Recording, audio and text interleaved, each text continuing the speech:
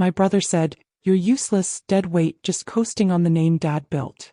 2 weeks later, my name was gone from the company letterhead, the same company I'd poured half my life into. I wasn't lazy.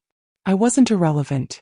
He thought he could erase me quietly, but I was already figuring out how to take the one thing he thought I couldn't touch: the business itself. Our father started Mayhew and Sons Upholstery in 1978, in a rented garage with one sewing machine and a battered box of tools. I was 10 when he opened the doors, and from that first day I was there, sweeping sawdust, sorting fabric scraps, and learning the difference between walnut and oak by smell alone. By the time I was 16, I could recover a dining chair in under an hour. When Dad fell off the ladder one winter and couldn't lift anything heavier than a screwdriver for months, I ran the floor, kept orders moving, and smoothed over the late deliveries. I wasn't just helping out. I was making sure the lights stayed on. My brother Mark was the face of the shop, the one who went to trade shows, shook hands, told customers about our family legacy. I didn't mind being the one in the back, grease on my hands, nails chipped from pulling staples. I liked the work. I liked seeing something broken turned whole again. When Dad passed, the will split the business 50-50. We were equals on paper. But for the next 10 years, I handled the books, trained new hires, and kept the machines running while Mark courted clients and spent weekends at his lake cabin. I never kept score. I thought that was what family was for, picking up the slack without keeping a ledger.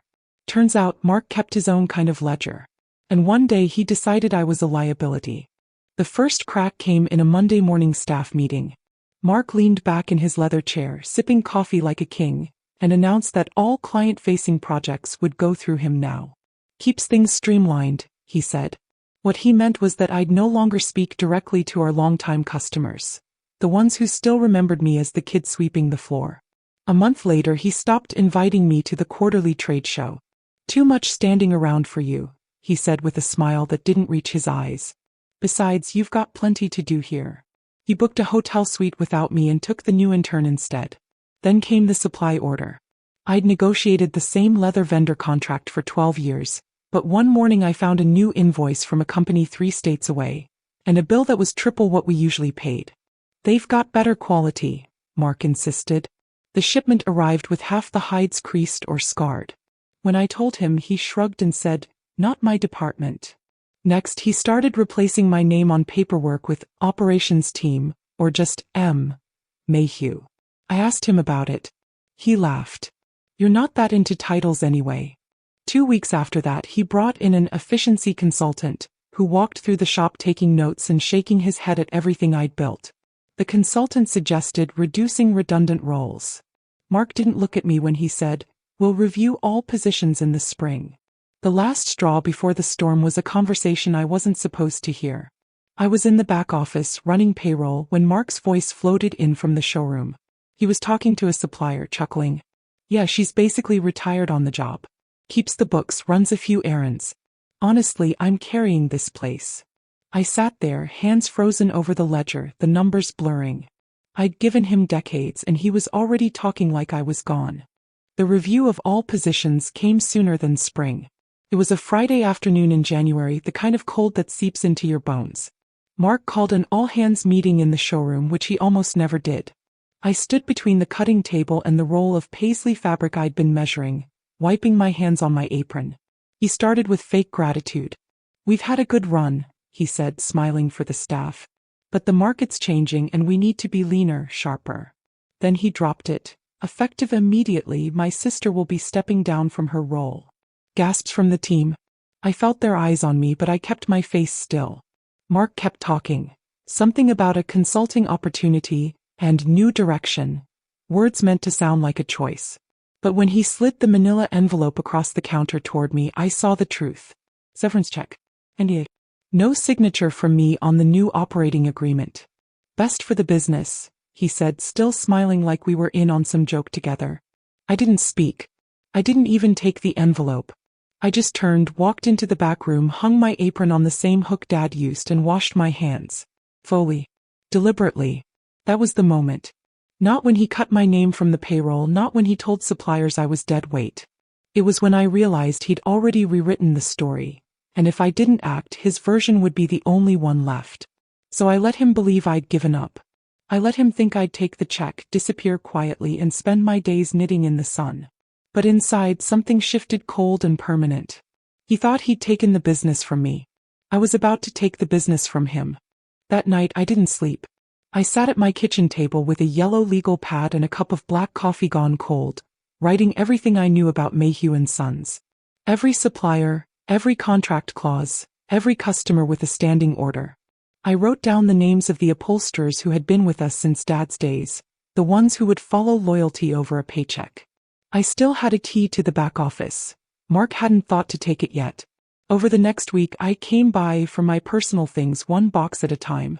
Inside those boxes were copies of vendor invoices, maintenance logs, and, most important, our client list, complete with phone numbers and order histories. I didn't touch the severance check. I didn't sign the NDA. I tucked both into a drawer with a note, for evidence.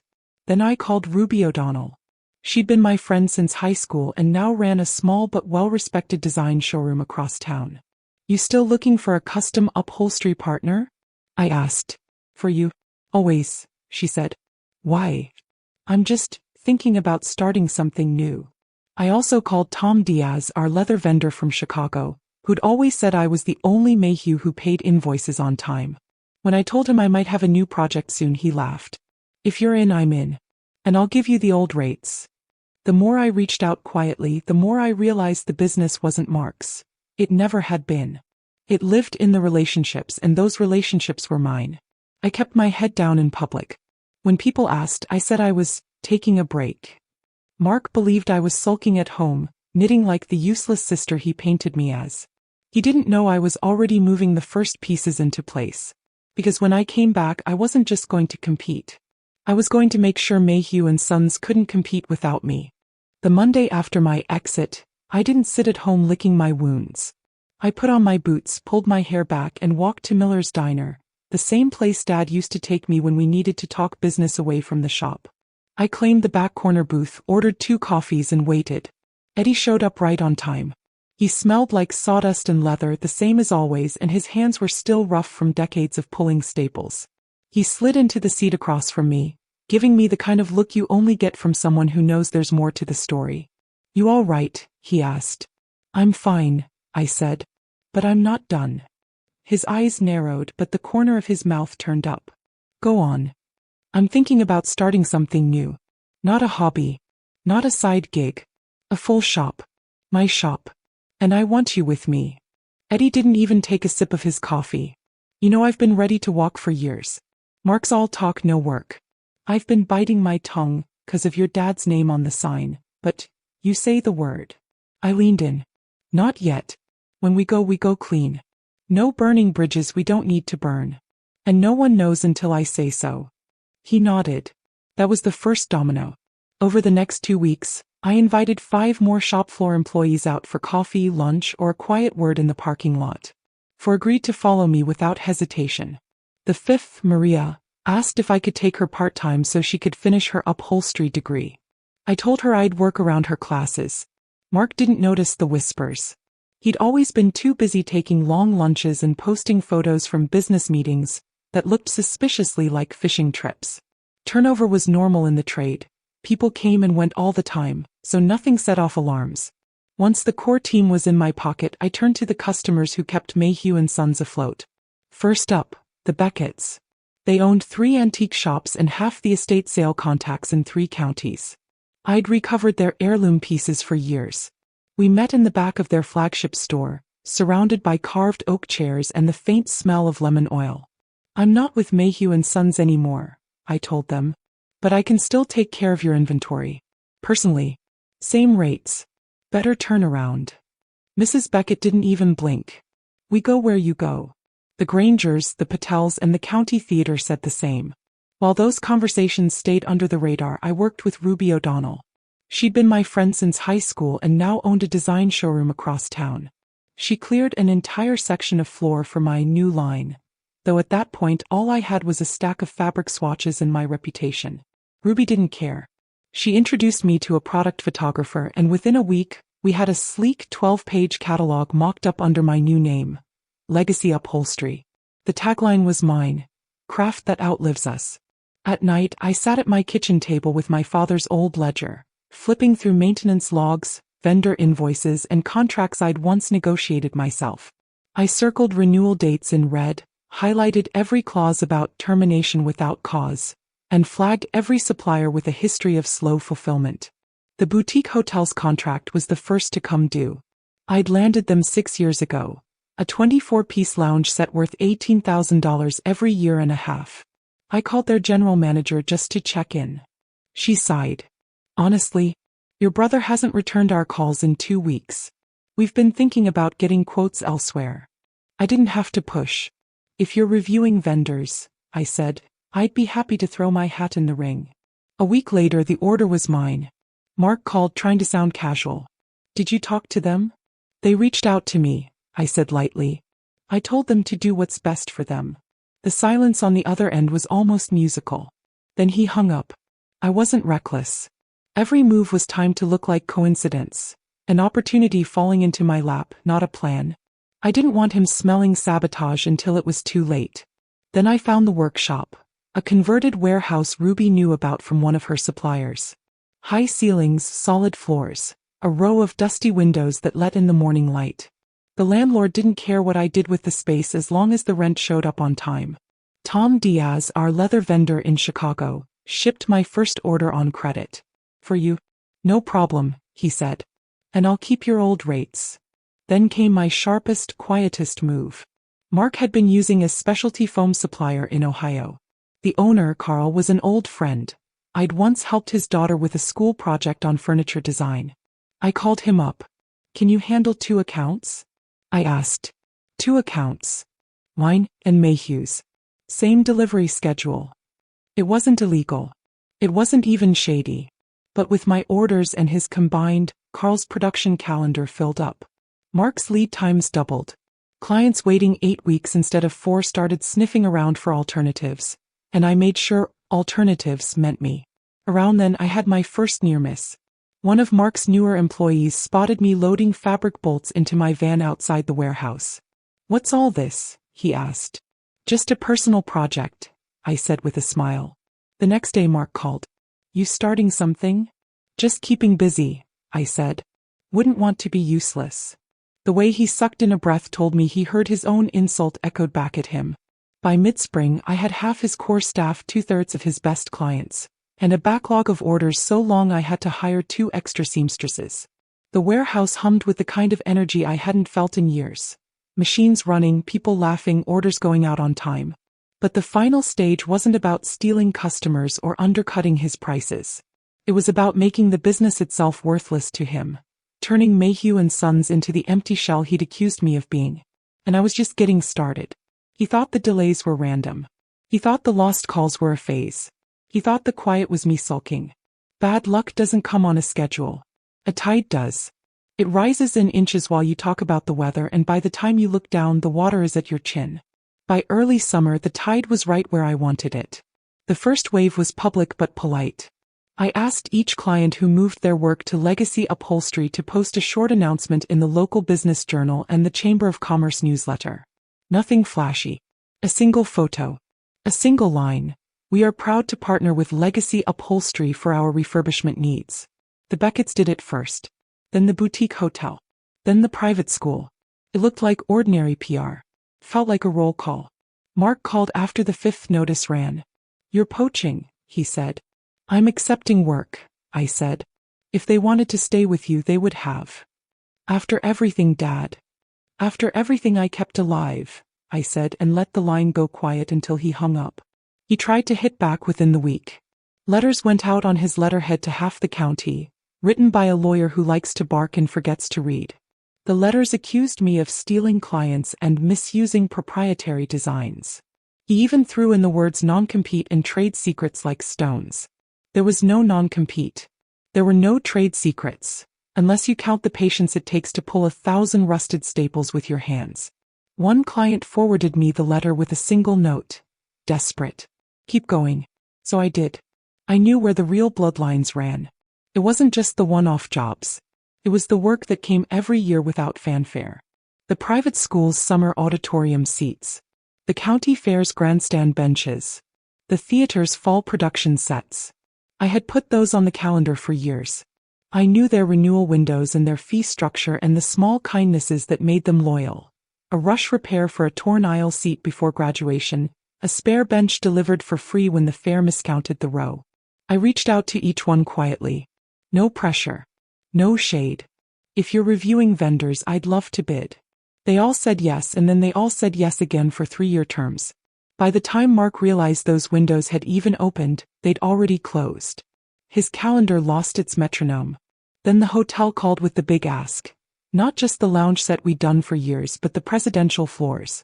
Full suites. Custom headboards, benches, ottomans, the works. The general manager wanted a tour of my new shop. I said yes and made sure we looked like we always looked. Busy. Clean. No rented shine. Raw edges and warm coffee and a radio playing low. We walked the floor together. Eddie talked her through the foam densities with the ease of a man who has measured twice a million times. Maria showed her a French seam on a prototype and smiled shyly when the GM ran her hand along it and said, "That's flawless." We finished in the loading bay, where sunlight landed on a long row of finished chairs like a blessing.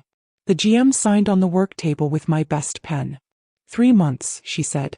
If you can do it. We can, I said. At that exact minute, Mark pulled into the lot. He'd somehow heard about the tour, probably from the hotel's sales manager who still owed him a favor. He strode in with that old showman grin and a stack of glossy flyers under his arm.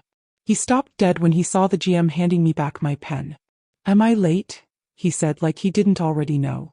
"For this one," the GM said, not unkind. "We've made our decision." Mark looked around. He tried to look at the furniture and not at me. He failed. "This isn't right." "What isn't?" I asked. "You know what I mean," he said through his teeth. Dad taught us to do good work and keep our word," I said.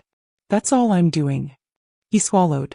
The flyers in his hands bent at the corners. "You're killing the business." "No," I said. "You did that the day you decided I was useless." He laughed once, a dry crack. He put the flyers down on a crate and walked out like he'd just remembered an appointment. The GM watched him go, then looked at me. "Family is hard," she said. "Family is work," I said. "So is business." We delivered the first suite 2 weeks early. We left handwritten notes on the headboard frames with care instructions and our direct numbers. The hotel sent back a thank you basket and a word-of-mouth chain I could never have bought with ads. But the public wins were only half of it. The rest happened in the quiet places where paper and time can crush a business. I knew Mark's line of credit bank and the man who ran it. Not from fancy lunches. From 10 years of bringing him the deposit slips myself on Fridays when the teller had closed early and I needed the funds to clear for payroll. His name was Henry. He kept a pencil behind his ear and never forgot a covenant. The year after Dad died, the bank added a clause to the line of credit. Both siblings signers in good standing. It was their way of honoring our father's request that we be equals. When Mark removed me from the operating agreement without my signature, he broke that clause. I didn't threaten the bank. I didn't even ask for anything. I went in with a plate of lemon bars and my severance letter and said, "I need to update my records.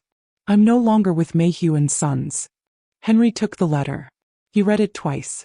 He tapped his pencil. "That changes things," he said. Another tap. "We'll review the file." He did. A month later he called Mark's line. I didn't hear the call, but I heard the echo. The line of credit was suspended for review. New drawdowns frozen. The note might be called. Good businesses can survive that with cash in the drawer. Mark didn't have that kind of cash. He had a lake cabin and a smile and a pile of invoices from jobs that were slipping away. He tried to make up the gap by squeezing his suppliers. He put off Carl, the foam man, with promises. He told Tom in Chicago he'd catch up after the hotel job. But the hotel job was mine, and Carl had already filled his calendar with my orders, the same way we'd planned. Tom gave me early pay discounts. I took them. Mark got a credit hold notice from both within the same week. Then came the part he never saw because he'd never cared to look. Paperwork. When Dad was alive, he registered Mayhew and Sons as a business name. He never filed a federal trademark. He didn't need to back then. The sign and the service were enough. 2 years after he died, I quietly filed a state trademark on the old needle and thread logo. I did it to keep people from copying the design on cheap flyers. After Mark's consultant modernized the brand and then let the state filing lapse, there was a gap. The Federal Register showed the name and the old mark were free. I checked the database every Monday morning at 7 a.m. like I was watching a pot boil. When the status moved from dead to available, I filed. It took less money than people think and more patience than Mark has ever had. The acceptance letter arrived on a Wednesday with a clean, simple line. Registration certified. I sat at my kitchen table, held the paper in both hands, and thought of my father stenciling that name on a plywood sign in our driveway when I was 10. My eyes stung. I'm not ashamed of that. I sent Mark a copy with a short note. As of this date, you no longer have the right to use the name Mayhew & Sons in commerce. Please cease all use within 30 days. If you need a licensing agreement, we can discuss terms. He called me 5 minutes after the mail was delivered. This is a joke. It's a registration, I said. And it's final. You can't steal our own name. You left it on the curb, I said. I picked it up. You can't do this to Dad's legacy. Dad's legacy is the work, I said. And the name is with the work again. He made noise about lawyers and injunctions. He filed a challenge that went nowhere. He didn't have the money to fight a long fight. He didn't have the time or the paper trail to prove first use under the new branding. He changed the logo last year and never filed it. He had invoices with inconsistent marks. I had proof of continuous use of the old stitch mark on materials tied to quality control I had run. The law, which had always been a blur to him, was crisp to me. The 30 days ticked by. On day 29 I drove past the old shop. The sign was still up, blue script against a sun-bleached white. On day 30, someone had climbed a ladder and taped a canvas drop cloth over the word Mayhew. The cloth flapped in the heat like a bandage. He tried to fix it with a rebrand. He printed business cards that said, M&S Upholstery. He bought a website domain that looked like a typo. He paid a kid to update the Google listing and flag mine. He didn't know I had already claimed the listing months earlier by sending a postcard code to the old shop, back when I still received mail there on Tuesdays. My listing was verified, photos and all. His got suspended for confusing similarity. He wrote a furious email to the help desk and got an automated reply. The internet is colder than I'll ever be. He pivoted to pricing. He underbid me by 20% on a public project and won it on paper. It looked like a swing back, and for a day I let myself feel the rush of worry. Then I remembered the specs. Fire retardant foam, hidden zippered cushion covers, 8-week delivery. Underbidding only works if you can deliver. He couldn't. He tried to catch up by working the crew late without dust collection. When the sanding started after 9 p.m., the neighbors complained to the landlord. The landlord came by and saw the filter system half disassembled and a gray film over the exit door. He'd warned us years ago. Keep the system on and up to code or lose the lease. Mark had turned it off to save time. The landlord handed him a breach notice and a 10-day cure period. He didn't have the cash to fix the system. He didn't have a credit line to buy new filters. He didn't have staff to move the heavy frame back into place. He did have a little brother's hope that I might show up and solve it. I didn't. I called the landlord and asked a question instead. When the space is empty, will you consider a new tenant? He said yes. He'd always liked Dad. He never had a problem with us until your brother started playing business. I knew of another near miss before it happened because people talk when they're scared. One of his 2 remaining upholsterers, a kid named John with talent but no patience, got caught switching labels on fabrics to make it look like a cheaper bolt matched a spec. The hotel's head of housekeeping noticed the sheen was off under the lobby lights and called me, not Mark, because she didn't trust him to tell her the truth. I drove over with a sample book and matched the code. It was wrong by a mile. I told her we'd fix it at cost if she walked away from his order and brought it to me. She did. I paid my crew overtime and delivered in 6 days. The hotel wrote him a stern letter about mislabeling. He tried to blame the supplier. The supplier sent him a copy of the original invoice. Truth is heavy. Sits where you put it. Through all of this, I kept my shop center calm. I brought in a small health plan. The second month we turned a real profit, nothing fancy but enough to cover checkups. I raised wages by $1 an hour and tied bonuses to turnaround time and quality audits that Eddie and Maria ran together. We ate lunch around the same old table every day, the one Dad built out of 2 doors and 4 sawhorses. We wrote notes to customers by hand. We wrote notes to each other too. Thanks for catching the loose stitch on the ottoman. Great idea on the edge piping. Work is work, but it also breathes. I made sure ours had air.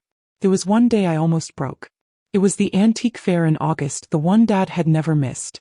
Legacy had a small booth on the south side of the grounds with a banner Ruby sewed by hand. Across the aisle, Mark had a booth too with a glossy vinyl sign that read, "Us." The morning sun hit his spot first, and for an hour, it looked like maybe he'd pull it off. People stopped. He told the origin story. He said the words, "Our Father," a lot. Then Mrs. Beckett saw me and came over like a breeze, wrapped me in a hug and said to anyone within earshot, "This is the woman you call when you want it done right." She didn't mean to be loud. She's just proud when she loves a thing. 2 more old customers drifted our way. Then 4. Then 10. At noon his booth was nearly empty. He watched the flow and tried to smile. He slashed prices on a set of demo chairs. Someone asked him about lead times. He said 6 weeks. I saw the quick flinch because we both knew he could not meet 6 weeks. A boy from the 4-H tent asked him if he could recover a rocking chair like his grandma's before school started. Mark looked over at me before he answered. He said he'd try. At 2 he took down his sign and left early. I kept mine up until the lights went off because that is what you do. When I loaded the van, I saw him drive past the exit with his window down and his jaw set. He didn't look at me. He looked at the road like it had lied to him. The last battle was the name in public in daylight. When my federal registration finished its last step and moved from notice to enforceable, I ran a simple ad in the Business Journal. Mayhew & Sons is now a proud division of Legacy Upholstery. Same craft. Same heart. New vision. That was the truth in more ways than one. I didn't buy his failing shop. I bought the name from whoever thought it didn't matter, which was no one but a clock. I folded the name into the place where the work lived. The phone started ringing in a way that makes your stomach flip. Not because of the ad. Because people like a story with a point. Mark tried one last swing. He filed a petition to cancel my trademark, citing prior use. He brought a folder to the hearing with photos of the old sign and a copy of Dad's first receipt book. The hearing officer asked for proof of continued use in commerce and brand control. The photos were old. The new logo was different. The receipts tied to product that had gone out under Legacy's stitch and quality audits. He had a story. I had paperwork. They sided with the paper. He walked out ahead of me in the hallway and leaned against the wall like he needed it to hold him up. "How long have you been planning this?" he asked, not looking at me. "Since the day you slid that envelope across the counter," I said. "Maybe before. You're proud of this?" His voice had the edge of a boy who had been told no and didn't understand why. "I'm at peace," I said. "That's different. Dad would have told you to apologize and get to work," I said. "He would have told you that work is respect made visible." He closed his eyes. For a second I saw the kid who used to race me to the end of the driveway and laugh when he lost. Memory is a soft liar and I didn't let it speak for me. I walked away. 2 weeks later the landlord's cure period expired. The breach turned into a notice to vacate. Themen's sign came down. A hand-lettered "For Lease" sign went up in the window, shaky letters on corrugated plastic, blue tape at the corners. It looked small in the glass. People asked me if I was going to take the space. It would have made a neat circle. But circles can become traps. My warehouse had light and room and new air. I let the old storefront sit, a quiet square on a street I could walk without looking over my shoulder. On a Sunday, I parked down the block and stood across from the empty shop with a paper cup of coffee. I watched the dust motes swim in the window. I heard Dad's laugh in my head and the slap of the screen door from summers when the heat made the hinges stick. I let myself feel it. Grief and victory look like twins when you squint. Then I breathed, turned, and walked back to the van. The next morning, work was the same as every morning. Eddie tuned the walking foot machine until it purred. Maria brought in a new stitch test for a theater ottoman and we argued in good fun about the edge. Ruby stopped by with a box of tags she cut by hand. Henry from the bank came for a tour and left with a chair for his wife. The hotel GM dropped off pastries with a note that said, "Your team makes it easy to be brave." Late that afternoon, a boy came by with a rocking chair in the back of his mom's SUV. He was the one from 4-H. He had saved allowance and asked if we could recover it with denim from his dad's old work jeans. "This was my grandma's," he said, patting the worn arm. We lost her last fall. We can do it, I said. We'll keep the scratches. That's the best part. Before school starts? He asked. Yes, I said, because we could. He smiled like the sky had moved out of his way. His mom squeezed my hand. I'm glad you're here, she whispered. I believed her. I let it sit right in the middle of my chest. That night I opened Dad's ledger and slid my trademark certificate into the back sleeve. I wrote one line on the next page. Useful. The news traveled the way it always does in a small town. Not with headlines. With baked goods and folded bills in offering plates and names spoken soft in the aisles of the hardware store. People knew he had left the shop. Some knew he tried to sell the lake cabin. A few knew he was looking for work in the city, something with sales, something where the only thing you have to lift is a phone. Tyler, my nephew who used to sweep for us on Saturdays for ice cream money, stopped by one evening to show me a woodshop project from school. He ran his thumb along the edge. I want to learn the stitch, he said. The one Grandpa taught you. I'll teach you, I said. But it's boring. He grinned. I like boring if it lasts. Good, I said. That's all we do here. A week after that, Mark appeared in my doorway like he'd remembered we existed. He didn't step inside. He stood on the threshold and looked past me at the crew, at the light, at the row of finished pieces waiting for delivery. You win, he said. No sarcasm. No show. This isn't a game, I said. His mouth twisted. It sure felt like one. You made it one, I said, keeping my voice soft. Rage takes your voice first. I wasn't going to give him that. I made it a business. He glanced at the wall where we keep the old photos. Dad at the first booth, me with a needle between my teeth, Mark holding a tape measure the wrong way. He looked older than he should have. He looked like a story you tell to keep other people from making the same mistake. I'm leaving, he said. There's a job in Dayton. He forced a laugh. Selling boats. You always liked water, I said. I liked the cabin, he said. It's on the market. I nodded. I didn't say I knew. I didn't say I'd seen the listing with the staged photos and the empty mantel where our father's picture used to sit. He put his hands in his pockets and took them back out again like he couldn't decide where to put the apology that didn't matter anymore. You were never useless, he said at last. I said it because I was scared. I know, I said. That doesn't fix anything. No, I said. But you should know I heard you. He blinked. He nodded once. He turned and walked away. He didn't look back. Some scenes don't need a second take. I locked up late that night after the last stitch test past Eddie's grumble. I turned off the radio and the lights and stood a moment in the new dark. The machines clicked as they cooled. The air smelled like leather and oil and the last of the day's coffee. I put my hand on the work table and felt the small gouges where someone missed with a staple puller that morning. I smiled. The work stays honest even when people don't. On the way home, I drove past the old shop and saw the landlord inside with a tape measure and a face that was half numbers, half hope. I didn't stop. I didn't need to. What I built from that day forward had no room for gloating. It had room for stitches that lay smooth and tight, for invoices that balance, for names written carefully on the backs of chair frames so that when someone flips one over in 30 years, they'll know we were here and we took care. I didn't take his money. I didn't touch his cabin. I didn't put his mistakes in the paper. I did something worse and better. I took away the one thing that let him lie to himself. I made the business useless to him.